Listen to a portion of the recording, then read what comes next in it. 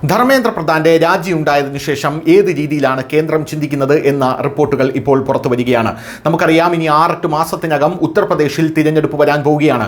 രാജ്യത്തെ ഏറ്റവും ക്രൂഷ്യൽ ആയിട്ടുള്ള തിരഞ്ഞെടുപ്പാണ് ഉത്തർപ്രദേശിൽ വരാൻ പോകുന്നത് എന്നുള്ള കാര്യത്തിൽ തർക്കമില്ല. ഈ ക്രൂഷ്യൽ ആയിട്ടുള്ള തിരഞ്ഞെടുപ്പിൽ ഉത്തർപ്രദേശിൽ വീണ്ടും യോഗി ആദിത്യനാഥ് കയറേണ്ടത് അനിവാര്യമായിട്ടുള്ള ഒരു കാര്യമാണ്. അതിൻ്റെ പ്രധാനപ്പെട്ട ഒരു കാര്യം എന്ന് പറയുന്നത് യോഗി ആദിത്യനാഥാണ് അടുത്ത പ്രധാനമന്ത്രി സ്ഥാനാർത്ഥിയായി കണക്കാക്കപ്പെടുന്നത് എന്നുകൊണ്ടാണ്. ഇതിന് ഔദ്യോഗിക സ്ഥിരീകരണമില്ല എങ്കിൽ പോലും ഇപ്പോൾ കേന്ദ്രവുമായി ചേർന്നിരിക്കുന്ന അടുത്ത വൃത്തങ്ങളും RSSന്റെ അടുത്ത വൃത്തങ്ങളും അറിയിക്കുന്നത് യോഗി ആദിത്യനാഥാണ് കൂടുതൽ ചാൻസ് എന്നുള്ളതാണ്. ഈ പ്രതിഷേധം ഇങ്ങനെ മുന്നോട്ട് പോയി കഴിഞ്ഞാൽ വലിയ രീതിയിലുള്ള തിരിച്ചടി അതിന് സംഭവിക്കുമെന്ന് കേന്ദ്രം കരുതുന്നു എന്നുള്ളത് മാത്രമല്ല, ഇപ്പോൾ ഉത്തർപ്രദേശ് തെരഞ്ഞെടുപ്പിന് വേണ്ടിയുള്ള സംഭവങ്ങൾ ചെയ്യാനായി അല്ലെങ്കിൽ അതിൻ്റെ തയ്യാറെടുപ്പുകൾ നടത്താനായി കേന്ദ്ര സർക്കാർ നിർദ്ദേശം കൊടുത്തിട്ടുണ്ട് എന്നുള്ള റിപ്പോർട്ടുകളും ഇപ്പോൾ നമുക്ക് ലഭിക്കുന്നുണ്ട്. അതിനിടയിലാണ് ജൻസി പ്രൊട്ടസ്റ്റ് എന്ന് പറഞ്ഞ് വലിയൊരു പ്രൊട്ടസ്റ്റ് ഇവിടെ പൊട്ടിപ്പുറപ്പെട്ടത്. ഇത് രാജ്യവ്യാപകമായി വ്യാപിക്കാനുള്ള ഒരു സാധ്യതയുണ്ട് എന്ന് മനസ്സിലാക്കിയാണ് കേന്ദ്രമന്ത്രി ധർമ്മേന്ദ്ര പ്രധാന്റെ രാജി നരേന്ദ്രമോദി എഴുതി മേടിച്ചിരിക്കുന്നത് എന്നുള്ളത് മറ്റൊരു പ്രധാനപ്പെട്ട ഒരു കാര്യമാണ്.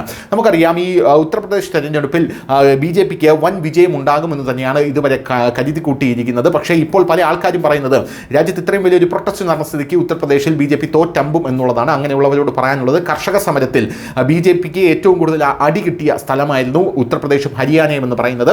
ആ ഹരിയാനയിൽ രാകേഷ് ടിക്കായത്ത് എന്ന് പറയുന്ന കർഷക സമരത്തിൻ്റെ നേതാവിൻ്റെ മണ്ഡലത്തിൽ പോലും വലിയ രീതിയിൽ BJP വിജയിച്ചു വന്നത് ചരിത്രമാണ്. അതിനുശേഷം ഹരിയാനയിലെ തിരഞ്ഞെടുപ്പിൽ അവിടെ ഗുസ്തിക്കാരുടെ സമരം കൂടെ കർഷക സമരത്തിന് കരുത്തേകാനുണ്ടായിരുന്നു. പക്ഷേ അവിടെയും BJP വമ്പൻ വിജയം നേടിയത് ഇവിടെയുള്ള പ്രതിപക്ഷങ്ങൾക്കും മോദി വിരുദ്ധർക്കും വലിയ തിരിച്ചടിയും ആയി മാറിയത് ആ ചരിത്രം നമ്മുടെ മുമ്പിലുണ്ട് എന്നുള്ളതാണ് മറ്റൊരു പ്രധാനപ്പെട്ട കാര്യം. News desk news Malayalam.